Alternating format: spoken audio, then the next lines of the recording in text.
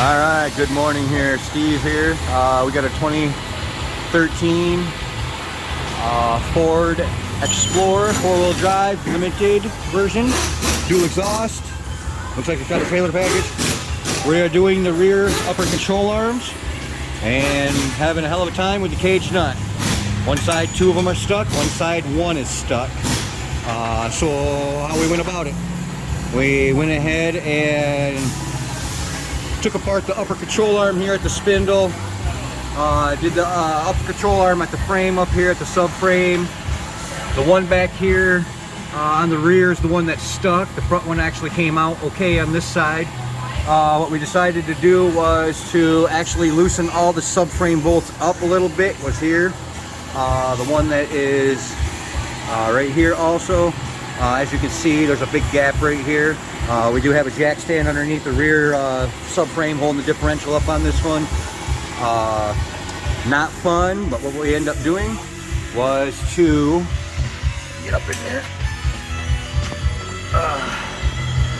We end up grinding a little bit of this frame away here so we could fit a 24mm wrench up in there.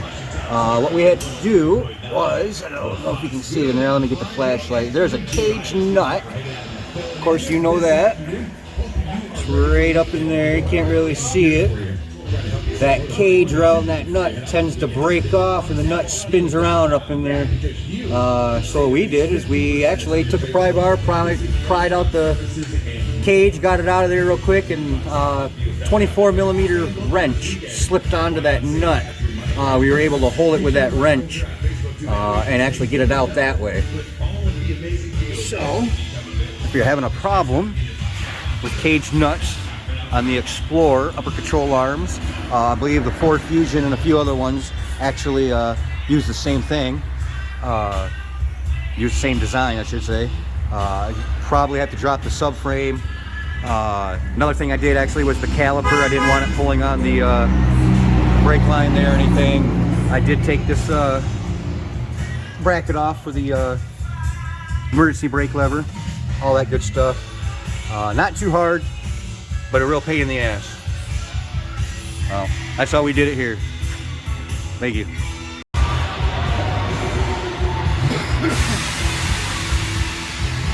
You going live first? You want me to go?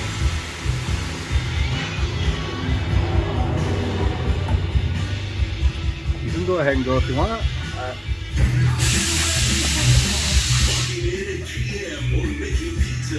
It takes the edge off. You take the edge off.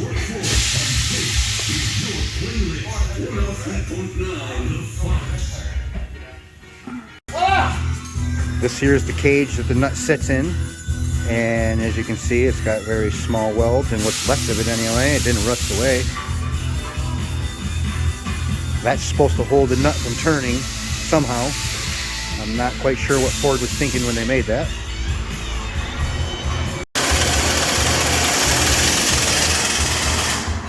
This is the cage nut. It is a 24mm. That is on the small side. We'll be reusing this one and putting it back in with our 24mm wrench.